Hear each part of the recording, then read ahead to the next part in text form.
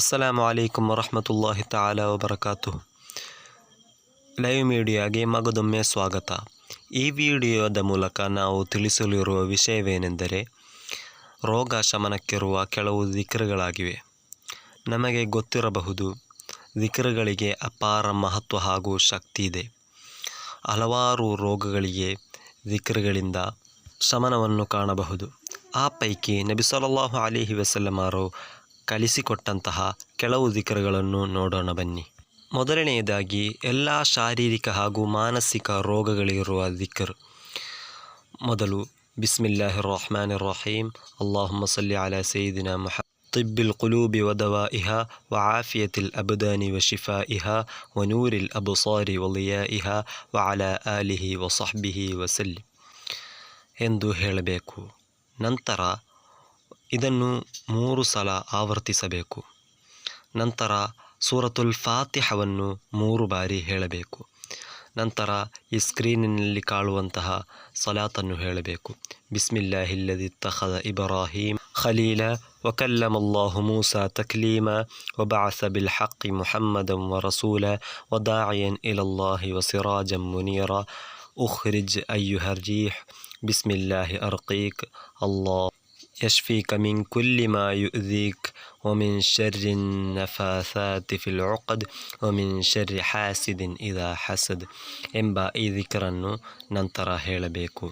ಇದಾದ ಬಳಿಕ ಸ್ಕ್ರೀನಿನಲ್ಲಿ ಕಾಣುವಂತೆ ಬಿಸ್ಮಿಲ್ಲಾಹಿ ಖೈರಿಲ್ ಅಸ್ಮಾ, ಬಿಸ್ಮಿಲ್ಲಾಹಿ ರಬ್ಬಿಲ್ ಅರ್ಲಿ ವಸ್ಸಮಾ ವ ಬಿಸ್ಮಿಲ್ಲಾಹಿ ಇಸ್ಮುಹು ಬರಕತುಂ ವ ಶಿಫಾ, ಬಿಸ್ಮಿಲ್ಲಾಹಿಲ್ಲದಿ ಬಿಯದಿಹಿ ಶಿಫಾ, ಬಿಸ್ಮಿಲ್ಲಾಹಿಲ್ಲದಿ ಲಾ ಯದುರ್ರು ಮಅ ಇಸ್ಮಿಹಿ ಶೈഉನ್ ಫಿಲ್ ಅರ್ಲಿ ವಲಾ ಫಿಸ್ ಸಮಾ ವ ಹುವಸ್ ಸಮೀಉಲ್ ಅಲೀಮ್ ಎಂಬಿಷ್ಟು ದಿಕ್ರನ್ನು ಹೇಳಿದರೆ ಖಂಡಿತವಾಗಿಯೂ ಎಲ್ಲ ಶಾರೀರಿಕ ಹಾಗೂ ಮಾನಸಿಕ ರೋಗಗಳು ವಾಸಿಯಾಗುವುದು.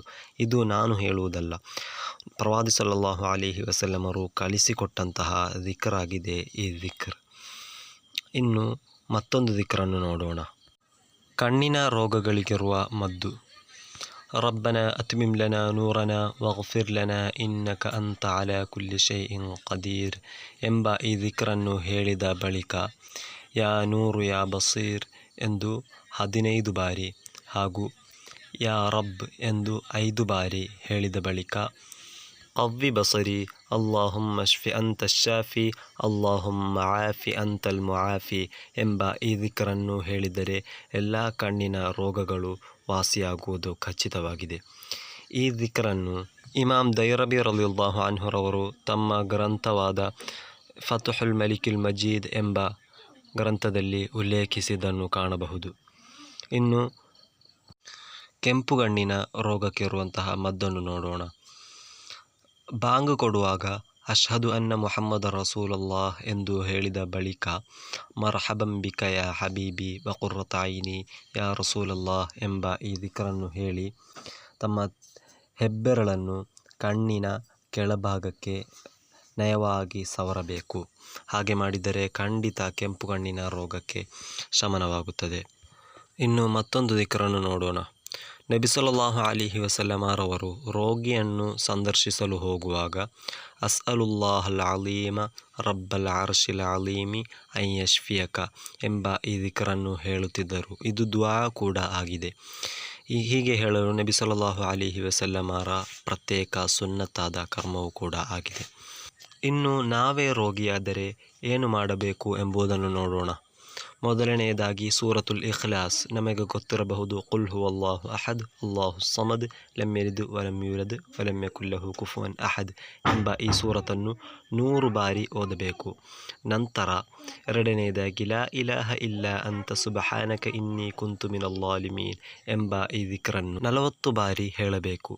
ಈ ದಿಕ್ರ್ ಕುರ್ಆನಿನಲ್ಲಿ ಬಂದಂತಹ ದಿಕ್ರಾಗಿದೆ. ಬಹುಮಾನ್ಯರಾದ ಯೂನುಸ್ ನಬಿ ಅಲೈಹಿ ಸಲಾಂ ಮೀನಿನ ಹೊಟ್ಟೆಯಲ್ಲಿ ಸಿಲುಕಿದಂತಹ ಹೇಳಿ ಪಾರಾದಂತಹ ದಿಕ್ರಾಗಿದೆ ಈ ದಿಕ್ರ್. ಆ ದಿಕ್ರನ್ನು ಹೇಳಿದ ಬಳಿಕ ಮೂರನೆಯದಾಗಿ ಬಿಸ್ಮಿಲ್ಲಾಹಿರ್ ರಹ್ಮಾನಿರ್ ರಹೀಂ ವಲಾ ಹೌಲ ವಲಾ ಕುವ್ವತ ಇಲ್ಲಾ ಬಿಲ್ಲಾಹಿಲ್ ಅಲಿಯ್ಯಿಲ್ ಅಲೀಮ್ ಎಂಬ ದಿಕ್ರನ್ನು ಹೇಳಬೇಕು. ನಂತರ ನಾಲ್ಕನೆಯದಾಗಿ ಲಾ ಇಲಾಹ ಇಲ್ಲಲ್ಲಾಹುಲ್ ಅಲೀಮುಲ್ ಹಲೀಮ್, ಲಾ ಇಲಾಹ ಇಲ್ಲಲ್ಲಾಹು ರಬ್ಬುಲ್ ಅರ್ಶಿಲ್ ಅಲೀಮ್, ಲಾ ಇಲಾಹ ಇಲ್ಲಲ್ಲಾಹು ರಬ್ಬುಸ್ ಸಮಾವಾತಿ ವ ರಬ್ಬುಲ್ ಅರ್ಲಿ ವ ರಬ್ಬುಲ್ ಅರ್ಶಿಲ್ ಕರೀಮ್ ಎಂಬ ಈ ದಿಕ್ರನ್ನು ಹೇಳಬೇಕು. ಇದು ದುಆ ಉಲ್ ಕರ್ಬ್ ಎಂಬುದಾಗಿ ಕರೆಯಲ್ಪಡುತ್ತದೆ. ಇದು ಕೇವಲ ರೋಗ ಶಮನಕ್ಕೆ ಮಾತ್ರವಲ್ಲ, ಎಲ್ಲ ತರಹದ ದುಃಖ ದುಮ್ಮಾನಗಳಿಗೂ ಹೇಳುವಂತಹ ದಿಕ್ರಾಗಿದೆ. ಎಲ್ಲ ತರಹದ ರೋಗಗಳಿಗೂ ಮದ್ದಾಗಿದೆ ದಿಕ್ರ್. ಎಷ್ಟೇ ದೊಡ್ಡ ರೋಗವಾದರೂ ದಿಕ್ರನ್ನು ಹೇಳಿ ಅದನ್ನು ವಾಸಿ ಮಾಡಬಹುದು. ಆದರೆ ಒಂದು ಷರತ್ತಿದೆ, ಅದೇನೆಂದರೆ ಅಚಂಚಲವಾದ ವಿಶ್ವಾಸವಿರಬೇಕು. ನಾವು ಹೇಳುವಾಗ ಇದು ಖಚಿತ, ವಾಸಿಯಾಗುವುದು ಖಚಿತ ಎಂಬ ನಿಯತ್ತಿನಿಂದ ಹೇಳಿದರೆ ಮಾತ್ರ ಫಲ ಕಾಣಬಹುದು. ಇಷ್ಟು ಹೇಳುತ್ತಾ ಇಲ್ಲಿ ನಿಲ್ಲಿಸುತ್ತಿದ್ದೇನೆ. ಮತ್ತೊಂದು ವಿಡಿಯೋದಲ್ಲಿ ಕಾಣೋಣ. ಅಸ್ಸಲಾಮು ಅಲೈಕುಂ ವರಹಮತುಲ್ಲಾಹಿ ತಾಲಾ ವಬರಕಾತುಹು.